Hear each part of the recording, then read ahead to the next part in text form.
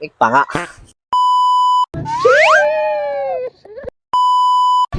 Hello, hindi mga kapimos. Ayan, meron po tayong late delivery sa Palawig, Zambales. Ito nga pala ay Venus Electric Bike na naka 60 volts, 23 amperes ang battery, 1,200 watts ang motor, 45 to 50 kilometer range, 20 kilometers per hour. Ito nga pala ay Venus Electric Bike, pwede pa sa 3 to 4 person. Ayan, maluwag na po yung kanyang upuan. 350 kilograms ang siya sa ride. Ayan, mga kapimos, may previous na po siyang front light, car, thermal at saka carrier. Ano pang hinihintay niyo mga katimos? Visit na kayo dito sa aming store. Nakaibig lang po kami sa Zone 1 Poblacion, Bulgar sa Palace, alang kasi ng highway. Malapit lang po kami sa Seymour, Skygoy, River Road Station.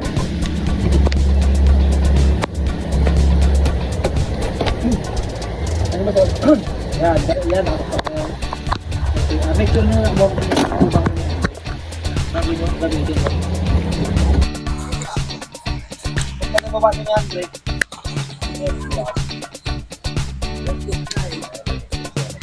Tapos yan, pag okay na yan sa pa nga. Pwede na yan, pipitin na sa accelerator. May isa, under na siya na. Tapos yung mga preno natin, may mga brake sensor. Halimbawa, piniga ko ng konti yung preno. Pipitin ko yung accelerator, hindi siya under. Lahat ng preno may brake sensor. Yan. Tapos ito yung speed natin, nakalagay dito na.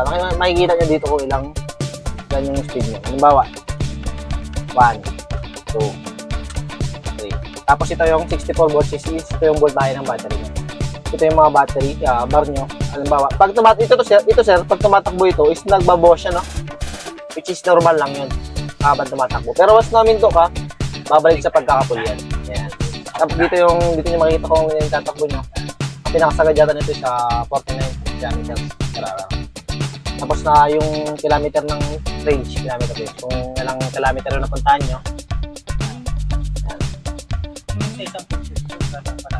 Maabot yung sir ng 40-45 kilometers. Yun. Pagka na rin yung maintenance, pag sa iba, pagkigas na kalay. Ito sa iba sir, 60 volts dito. Kaya ito balikan. Iba. Tapos ito yung switch ng ilaw natin sir, no? Pag i-open yung ilaw nyo, headlight, dito lang. Ayan. Tapos high-low lang. Tapos ito yung ilaw natin sa taas dito, yung front light. Ayan siya. Tapos buzina. Tapos may built-in na Bluetooth speaker na ito sir, no? Hanapin nyo na lang yung pangalan nyo. Once na in-open mo yan, napatay nga na. Once na in-open ko yan, mag-open din yan. Yung Bluetooth na. Ayun ang Bluetooth lang. Tapos ito yung wiper natin. Tapos charging port siya. Ayan. Tapos ito yung 1, 2, 3 natin. Wiper set. Ito yung 1, 2, 3 natin. Napaliwanag ko lang to kung paano to. Yung 1, 2, 3 is para siyang limiter lang. No? Halimbawa, naka number 1 ka. Kahit nasagad mo yung pihit ng accelerator mo, yung takbo niya hindi magbabago. May limit lang talaga siya. Halimbawa, yung number 1 mo, tumatakbo ng 30. Kahit nasagad mo yung pihit, yung takbo niya hindi magbabago. 30 lang talaga. Same lang din sa number 2, bibis na ng konti. Pinaka-bibis na number 3, nasa 49. Tapos sa switch lang ng electric fan sa likod dito. Ayan.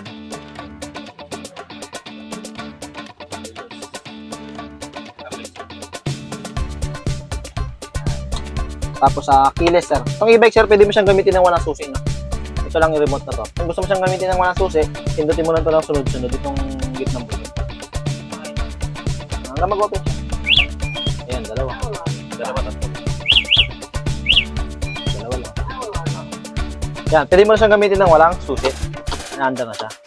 Pero kung saan mo siya binuksan, hindi siya papatay. Halimbawa, ginamita ko siya ng remote pambuhay. Susiyan ko siya ng... Hindi siya makamatay. Susi, remote. Ang pampatay lang din sa remote, sa remote natin sa kilis, dito lang ilalim.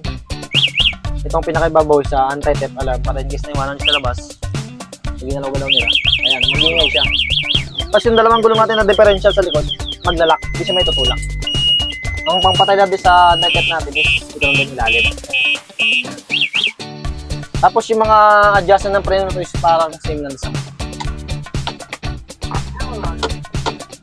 charging port.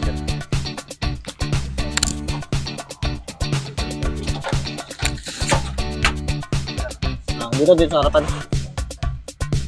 Tapos ito sir, ako natin to, safety breaker lang natin to, no? Once na alis kayo ng mga ilang araw, hindi nyo masya magagamit ng mga ilang araw. No? Off nyo lang, no? Off nyo lang. Para lang hindi ma-drain yung battery natin.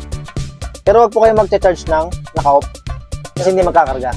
Pero pwede sila kada week na pwede. Opo, pwede naman po yun. Pwede naman po yun. Halimbawa, may kayo ng, halimbawa, sa gabi, hindi nyo nagagamitin, di ba? Pwede nyo patayin yun. On nyo na lang tuwing umaga. Hindi sir, yung pagpan lang yun, mga ilang araw hindi ginagamit. Nadi-drain din yun.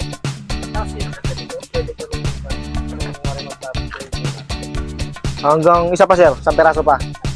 Hanggang 72. Magkano? Yung isang battery sir, 2 yun sir.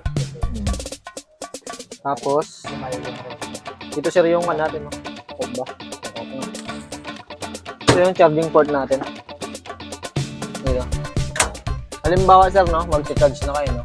Halimbawa, ginamit nyo itong e-bike, bago nyo charge, pagpahingayin nyo muna ng mga 5 to 10 minutes bago nyo charge. Same lang din po, magtapos i-charge, bago gamitin, pahinga lang din. Ang pag-charge is pahinga muna, no. Saksak mo na dito sa unit bago sa outlet o sa extender. Pag-diabot sa.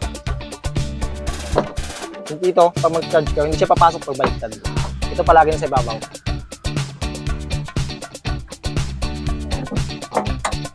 Tapos pag nag-charge siya, may running light siya sa 20%, 40, 60 hanggang 100. Pag nag-full na is 100 na. Tapos yung blower natin sa automatic shutdown na rin yan. Kahit na makalimutan mo. Pero mas maganda pa rin yung inorasan. Tapos para ituro ko na lang yung mga pansin nyo para hindi kayo hirap mag-charge. Kasi yung iba drain talaga nila i-bike nila eh. Yung total yung puputok yung charger, di pa rin mag-charge. Pag sagad na lobat yun. Halimbawa ito, nabuwasan ng 1 bar, 2 bar, 3, 4, 5. Pwede na kayo mag-charge. Hindi na papabutin yung totaling lobat na lobat yung hindi natatakbo yung e-bike. Is mabilis masira kasi yung battery pag totaling drain yung charge. Tsaka hirap na hirap yung charger. Tapos, preno sa harap. Likod, combi brake. Tapos, likod po. Tapos, road test. Thank you for watching mga ka-famous.